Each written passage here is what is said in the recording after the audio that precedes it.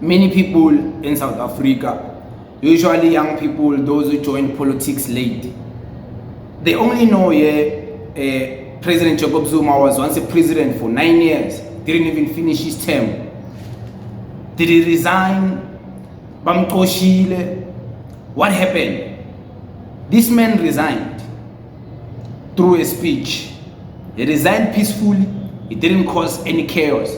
And I'm gonna want you to listen to his speech. But this is a part one of his speech of resignation. President Jacob Zuma resigning from South African presidency. This is part one. And then you're gonna listen to the part two on a separate clip, on a separate video. I want you to listen to what he said, what he had to say, and to how he was speaking and the manner in which he was speaking in. Listen to President Jacob Zuma resign. Listen to this. A new decision has been made by the ANC, whose effect is that I have now been compelled to resign by way of a motion of no confidence set down for tomorrow, 15 February 2018. The ANC is indeed the party of whose nomination, on whose nomination I became a candidate for the presidency of the Republic of South Africa after its victory of the national elections of 2014. It was on the ANC's nomination that I was later elected by the majority in the National Assembly as the President of the Republic. I am forever indebted to the ANC, the liberation movement I've served almost all my life. I respect each member and leader of this glorious movement. I respect its gallant fight against centuries of white minority brutality, whose relics remain today and continue to be entrenched in all manner of sophisticated ways in order to ensure the continued survival of white privilege. I do take seriously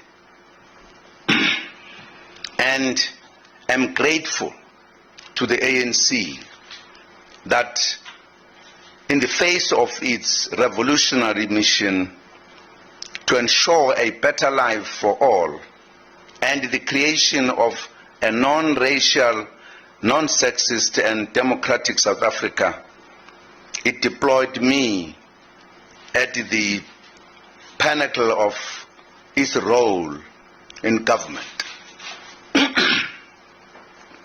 I was also elected in terms of Section 86 of the Constitution, and from that moment pledged my loyalty to the Constitution of the Republic of South Africa. It has indeed been a great learning experience, a mammoth task, the performance of which can never be done without difficulty and learning on the way. None of us, no matter how perfect, can claim that the building of a new society and the marshalling of a former liberation movement into a modern political party all happen in a straight line. It has detours, human error, and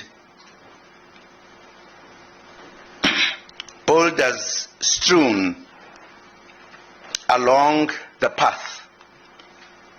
Because the struggle and politics are human activities, their pursuit is not without the taints of human nature.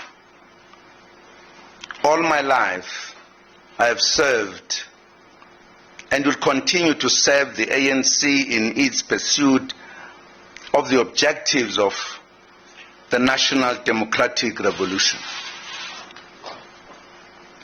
I have served in my capacity as President of the Republic of South Africa within the prism of our much acclaimed Constitution, whose foundational values are fully subscribed to. I understand fully that while I serve at the pleasure of my party, the ANC, the door through which I officially came to serve the people of South Africa is the National Assembly, without which no political party can impose its candidate on the electorate, no matter how popular. This constitutional line between party and state is often forgotten in the usual business of party political contestations. As we fight our own battles in the corridors of political power and sometimes serving the very interests of the oppressors of yesterday,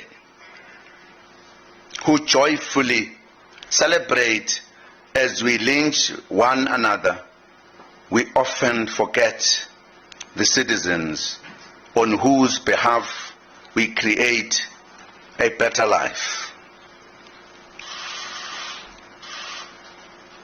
We tend to place the political party above the supreme law of the country, which is the rule book of the country's political engagement. I do not make this reference because I am above reproach, nor do I wish to proclaim that in understanding my political responsibilities, I have been the epitome of perfection. If truth be told, none of us are. However, I respect the prescripts of the Constitution and its consequences on how we enter, stay in, and exit political office